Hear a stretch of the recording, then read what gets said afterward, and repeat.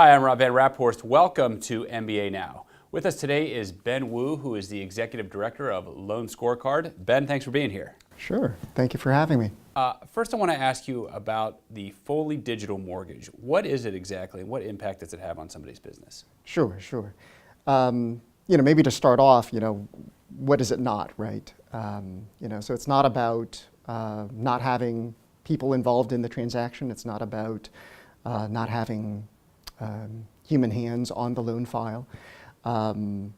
It's really about enabling your staff to be able to work with today's borrowers, the millennials that might be living on their phones, more so than even PCs, or certainly not by pen and paper.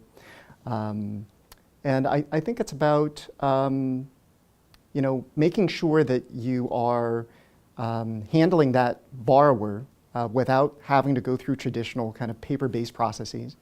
Right. So not only in terms of having an online application process for them, but e-signing documents, and also sourcing data directly from banks, institutions, tax returns, and so forth, instead of collecting traditional documentation.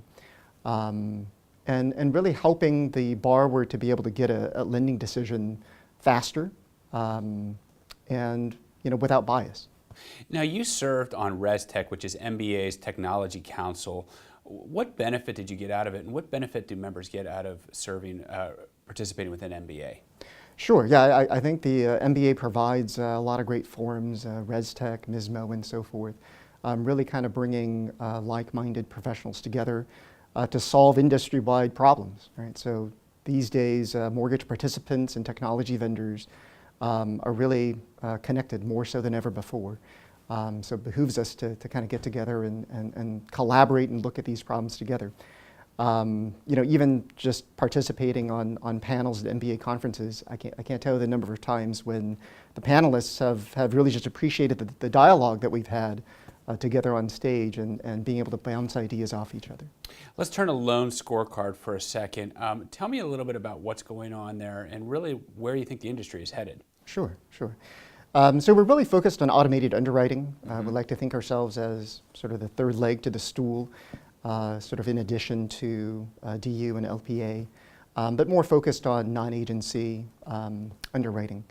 If you look at the recent regulatory relief bill and expanding QM for depository institutions less than $10 billion in assets, we really see there to be an opportunity, a resurgence in non-agency lending among depository institutions that are able to lend with creative products that serve their particular community.